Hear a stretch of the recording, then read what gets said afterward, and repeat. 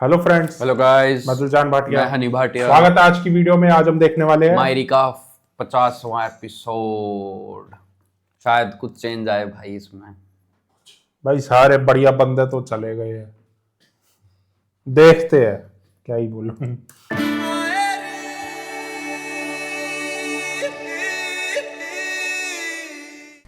जी जी खाबर साहब, हाँ आपने कोई साइन वगैरह कराने हो ना तो आप फैक्टर से करा लीजिएगा। आज मैं ऑफिस नहीं आऊँगी। हाँ तो कर ली कॉल मुझे। खुदा हाफिज़। ठीक है। हिस्से की हाँ बात। हाँ भाभी, मुझे आपसे कुछ बात करनी है। हाँ हाँ बैठो करो।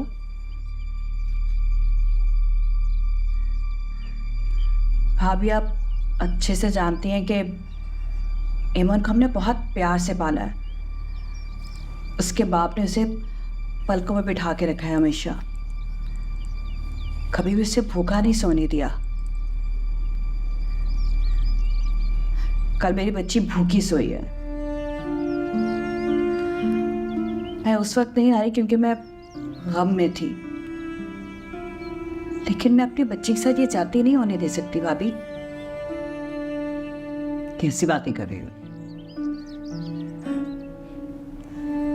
मैं तो एमन की भलाई की बात कर रही थी। तुमने उसे बहुत बिगाड़ दिया है जो उसके लिए बेहतर नहीं है। आने वाली जिंदगी में उसको मुश्किलात हैं। देखो इस घर में एमन की उम्र के और भी तो बच्चे हैं ना। जो घर में बनता है वो सब खाते हैं। ना कोई नाशुक्री करता है ना कोई नखरे करता है। अभी आप मेरी एमन को बाकी सब बच्चों से मत मिलाएं। मैं अच्छी तरह से जानती हूँ कि घर में क्या होता है।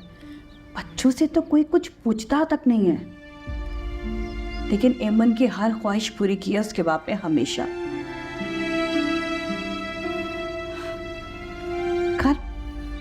कल आपने एक अंडा तक नहीं बनने दिया भाभी।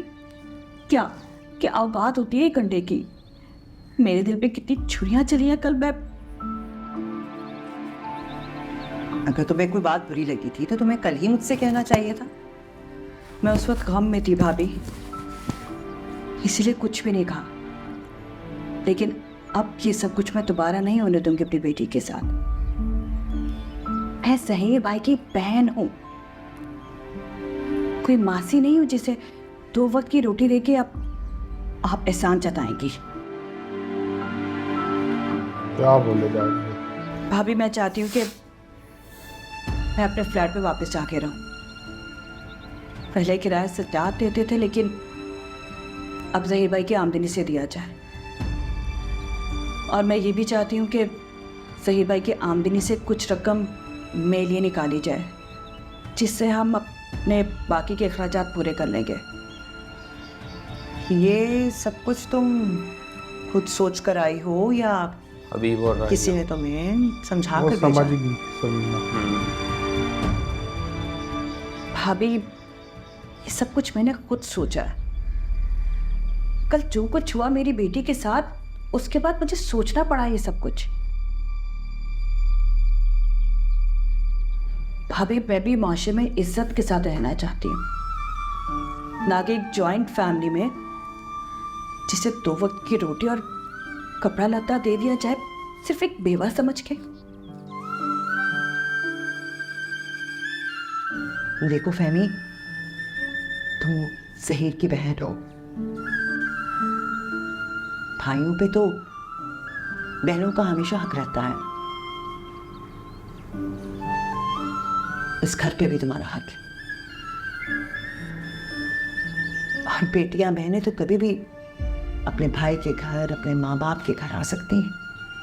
उनका हक है ये। तुम भी यहाँ आ सकती हो, सुकून की इज्जत की जिंदगी गुजार सकती हो। शर्त सिर्फ ये है कि जो सब खाएंगे वो तो हमारे साथ खाना, जो सब पहनेंगे तुम भी पहन। देखिए भाभी, मुझे सबसे कोई हर्ष नहीं है। मैं यहाँ सिर्फ अपनी बात करने आई हूँ। ठीक है, सब जमा होंगे ना तो इस पर बात कर लेंगे। बढ़िया। जमा क्या होंगे? हबीब ने सोच रखा है, हबीब फहमी का साथ दे देगा। बाकी सब तो नहीं। राहिला भी देगी, बचा कौन? आयशा कुछ क्यों? बोल नहीं पाएगी, फाकिर है, सिर्फ फाकिर ही कुछ बोल पाएगा, बोला तो। कहाँ रह गया यार फराज भी तो टेक्सटाइल है। का मैनेजर? फराज आ नहीं रहा, कैटलॉग भी रखा है तुमने।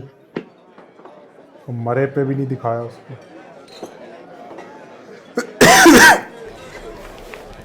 आमना, हाय।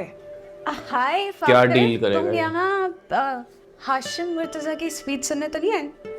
नहीं आया तो खैर किसी और काम से था, मगर बस यहाँ पे। You must have heard about him. He's a genius.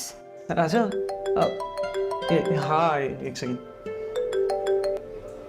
जी गौर साहब, मैं जब से बैठा हुआ हूँ वो टेक्सटाइल वाला आ ही नहीं रहा है, हारून। वो कैटलॉग मेरे पास है और वो वाउचर्स वगैरह भी सारी चीज़ें। साइन? अच्छा ठीक है, मैं बाद में बात करता हूँ आपसे। ओके बाय, वापस। So तुम यहाँ पर कैटलॉग लेके किसी से मीटिंग करने के लिए, कुछ वाउचर्स कलेक्ट करने के लिए आए थे? नहीं आया तो उस काम से था, लेकिन मुझे हाशिम मुर्तजा की स्पीच सुनने को मिल गई, इससे बेहतर हो गया चीज़ होगी। गई। पता है, उन्होंने मुझे ऑटोग्राफ भी दिया है। अच्छा वाह यार, मैं तो उनकी इंटरनेट पे स्पीचेस ढूंढ के सुनता हूँ। I'll send you a couple of links as well. तुम वो भी सुनना। हाँ डन बेशक। अब एक cup coffee. I would love to, लेकिन बाबा बाहर वेट कर रहे हैं और मुझे उनके साथ थोड़ा टाइम स्पेंड करना है, so maybe next time. टाना चलो सही। ओके चलो, Bye. okay, see you, Bye. bye. अच्छा चलेगी। कैटलॉग वेटर तो नहीं लग रहा मैं। क्यों वेटर तो नहीं लग रहा मैं?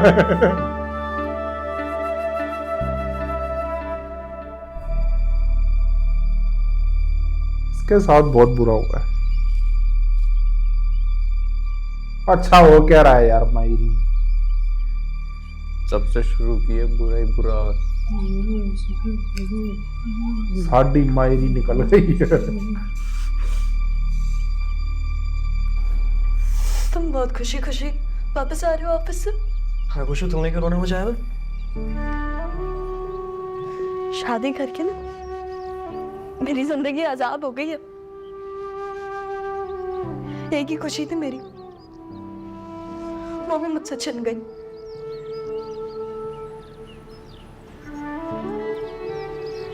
हुआ क्या ये बताओ। लेकिन मुझे ना कॉलेज से निकाल दिया गया। मेरा एक ख्वाब था, वो टूट गया फायर। सारी रात सारा दिन मैं घर के काम करती हूँ, बर्तन धोती हूँ, हर चीज करती हूँ, नाया को संभालती हूँ। उसकी वजह से मेरे टेस्ट, मेरे प्रैक्टिकल्स, मेरे एग्जाम सब उसकी नजर हो गए। तुमने खुद ही कहा था ना कि तुम्हारा एडमिशन करवा दे कॉलेज में। अब अगर तुमसे स्टडीज और पढ़ाई और ये सारी घर के काम वाम तुमसे नहीं अगर मैनेज हुए तो तुम मुझे क्यों ब्लेम कर रही हो? हाँ ही हो रहा मुझसे मैनेज, नहीं कर पाती मैं ये सब, क्योंकि बाकी कोई भी आगे नहीं आया। किसी ने मुझे नहीं कहा कि मैं कर देता हूँ तुम्हारी मदद। किसी ने मुझे कहा कि जाओ नहीं, तुम जाके अपने प्रैक्टिकल्स दो, हम नाया को संभाल लेंगे। कोई भी मेरे साथ नहीं खड़ा था पाकर। कुछ लम्हों के लिए ना मुझे रिलीफ नहीं मिला। मेरी माँ के अलावा कोई भी मेरे साथ नहीं खड़ा था। मैं और मेरी अम्मा ऑफिस में हुआ करते थे, इससे ज्यादा तुम्हें हमसे रिलीफ क्या चाहिए यार? मान लो पाकर ये तुम्हारी गलती है। तुम इतने सेल्फिश हो कि तुम ऑफिस के बाद अपने दोस्तों के साथ निकल जाते हो। अगर तुम घर आ जाते हो और इसको थोड़ी देर संभाल लेते, रिस्पॉन्सिबिलिटी उठा लेते, तो मैं पढ़ पाती ना। तुम क्या चाहती हो मुझसे यार? क्यों ब्लेम दे रही हो मुझे इन सारी चीजों का? मुझे नहीं समझ आ रहा है। और मुझे भी थोड़ा वक्त चाहिए होता है यार। मैं पूरा दिन अपने ऑफिस में दिमाग खपाता हूँ यार, पागलों की तरह। किसी के मसले झेल रहा हूँ, किसी की साजिशें देख रहा हूँ। मेरा भी सोचो यार, अगर मैं थोड़ी देर के लिए अगर अपने दोस्तों में निकल रहा हूँ बाहर, तो क्या होता है? एक बात तुम याद रखना, तुम्हारी पढ़ाई पे जो लगा हुआ ब्रेक था ना, वो मैंने तोड़वाया था। तो दोस्तों इसी के साथ फर्स्ट पार्ट एंड होता है। मिलते हैं सेकंड पार्ट में। Bye bye.